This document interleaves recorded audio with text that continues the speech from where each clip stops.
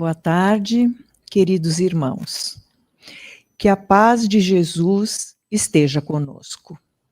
É com alegria que nos reunimos mais uma vez para estudar o Evangelho de Jesus sob a luz da doutrina espírita. Que a espiritualidade amiga nos inspire e que esta reflexão possa ajudar-nos a viver com mais sabedoria, consciência e paz.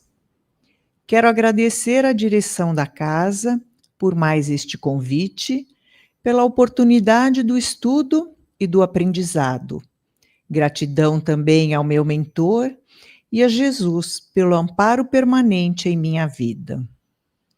Hoje, o tema está no capítulo 16 do Evangelho segundo o Espiritismo. Não se pode servir a Deus e a Mamon. Item 1. Salvação dos ricos. O ensinamento de Jesus sobre a relação entre o homem e os bens materiais. A lição nos convida: sejamos ricos em Jesus, fazendo o bem, onde, quando e como o bem nos chame, para que na vida futura a semeadura de amor e paz nos dê o que desejamos na lavoura evolutiva. A alegria de sabermos ter cumprido o nosso dever de amar ao próximo como a nós mesmos. Nenhum servo pode servir a dois senhores, porque ou há de aborrecer um e amar ao outro, ou de entregar-se a um e não fazer caso do outro. Vós não podeis servir a Deus e às riquezas. Está em Lucas, capítulo 16, versículo 13. Mamon, na cultura da época, representava a personificação da riqueza, da avareza, do apego ao dinheiro, quando transformados em ídolos. Jesus nos alerta que não podemos dividir o coração. Ou vivemos guiados pelos valores de Deus, amor, justiça, caridade, ou nos tornamos escravos da matéria, presos nas ilusões do mundo. É uma escolha que fazemos todos os dias, em função do uso do nosso livre-arbítrio. Na questão 814 do Livro dos Espíritos, Kardec pergunta: por que Deus concedeu a uns a riqueza e a outros a pobreza? E os espíritos respondem: para experimentá-los de modos diferentes. Como sabeis, essas provas foram escolhidas pelos próprios espíritos, que nelas, entretanto, sucumbem com frequência. Ou seja, a riqueza e a pobreza são provas, oportunidades de aprendizado. Deus experimenta o pobre pela resignação e o rico pelo emprego que dá aos seus bens e ao seu poder. Tanto a riqueza quanto a pobreza são provas difíceis, pois a miséria pode provocar revolta contra Deus, e a riqueza, mais arriscada ainda, é um estímulo para todas as paixões que nos prendem à matéria e nos afastam da perfeição espiritual. Ambos os estados podem contribuir para a elevação espiritual, desde que vividos com responsabilidade e com amor ao próximo. Deus não condena a riqueza nem o rico, ou a pobreza e o pobre. O que se condena é o mau uso dos bens que Deus nos dá como instrumento de progresso moral, para ser utilizado no amor ao próximo, pela ação da caridade em direção à fraternidade universal, quer seja rico ou pobre. A riqueza como prova ou expiação associa-se aos talentos que Deus nos empresta para a prática do bem. Todos os homens são ricos pelas bênçãos de Deus, e cada qual deve aproveitar com êxito os talentos recebidos. Portanto, sem exceção de um só, todos prestarão um dia conta de seus esforços. O melhor emprego da riqueza divina está nas palavras de Jesus: amai-vos uns aos outros. Quem ama o próximo pela caridade, emprega a riqueza que mais agrada a Deus, a das boas obras. Mas temos um detalhe muito importante. A riqueza é uma prova muito mais difícil do que a pobreza. E por quê? Porque ela nos dá poder, e o poder testa o nosso caráter. Porque ela nos dá autonomia, e pode alimentar o orgulho e o egoísmo.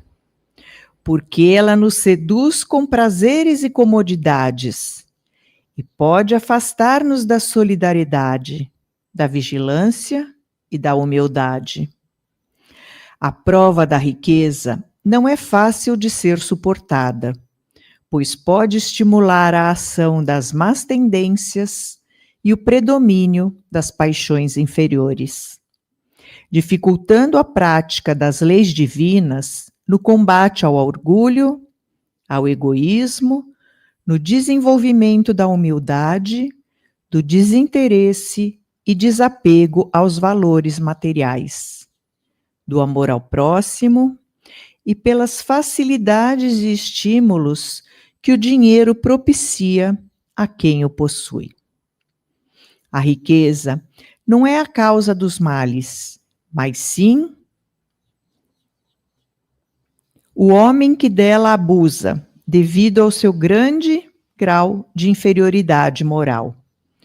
Por causa do abuso da riqueza pelo homem, esta torna-se nociva, danoso naquilo que lhe poderia ser de maior utilidade para produzir o bem.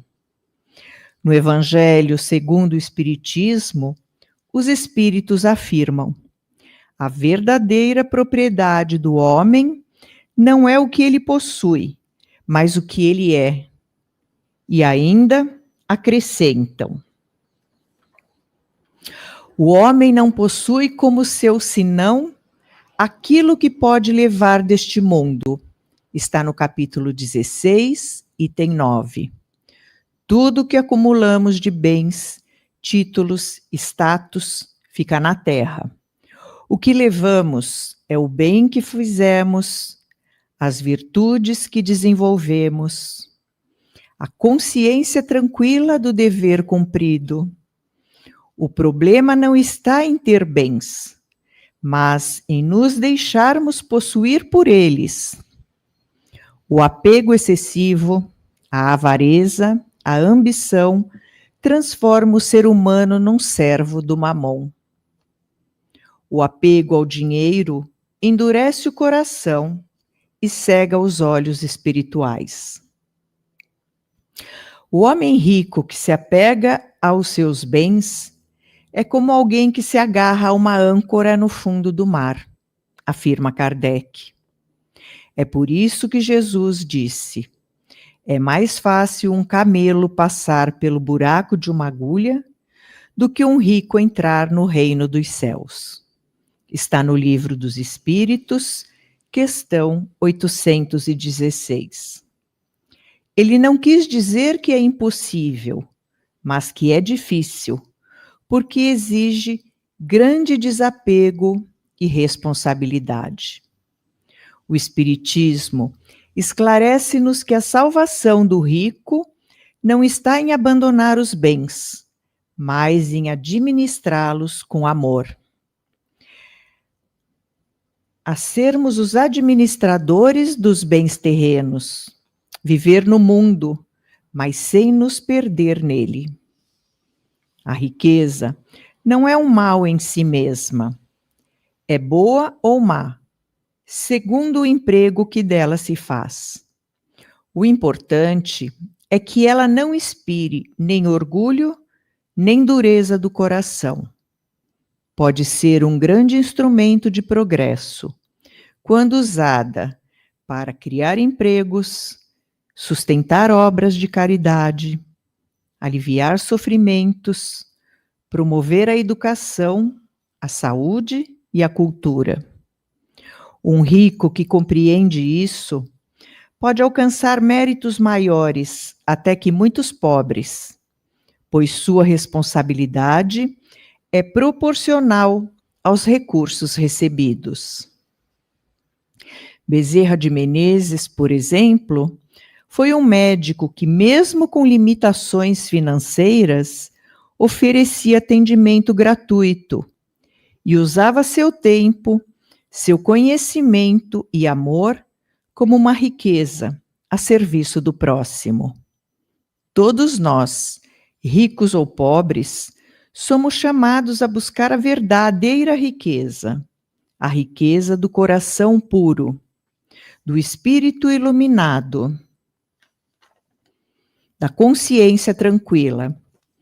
A riqueza material pode ser tirada de nós, mas a riqueza espiritual, fruto do amor e da caridade, acompanha o espírito para sempre. A posse transitória é campo de serviço para que adquiramos a posse definitiva dos valores eternos, comenta Emmanuel no livro Caminho, Verdade e Vida. Então, ninguém está em vantagem, nem ricos nem pobres, diante da lei de Deus. Cada um está diante de uma lição necessária ao seu espírito. O pobre, muitas vezes, sofre pela falta. O rico, muitas vezes, se perde pelo excesso. Ambos têm provas, ambos têm responsabilidades.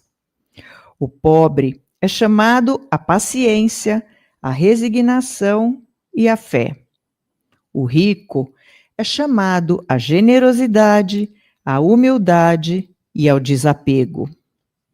A cada dia, somos convidados a refletir. Quem governa a nossa vida, Deus ou Mamon? Deus nos orienta pelo amor, pela consciência e pela caridade. Mamon nos conduz pela ambição, pela comparação, pela disputa. Servir a Deus é escolher o bem, mesmo que nos custe. É viver com simplicidade e gratidão, colocar o amor acima dos interesses, ajudar mesmo com pouco. E servir a Mamon é viver em função do lucro, passar por cima dos outros para ganhar mais, esquecer da espiritualidade, fazendo do dinheiro o senhor da existência. Vivemos hoje em uma sociedade materialista, num tempo em que o consumo, a ostentação e a busca pelo ter muitas vezes valem mais que o ser. As redes sociais, a mídia e a cultura do imediatismo reforçam esse modelo. O Espiritismo nos alerta que estamos em transição planetária. O mundo caminha para a regeneração, e nela não haverá espaço para o egoísmo e o materialismo. Deus convida-nos a reavaliar nossos valores. A nova terra será construída pela fraternidade. Quem quiser herdar esse mundo renovado, precisa aprender a servir a Deus acima de tudo.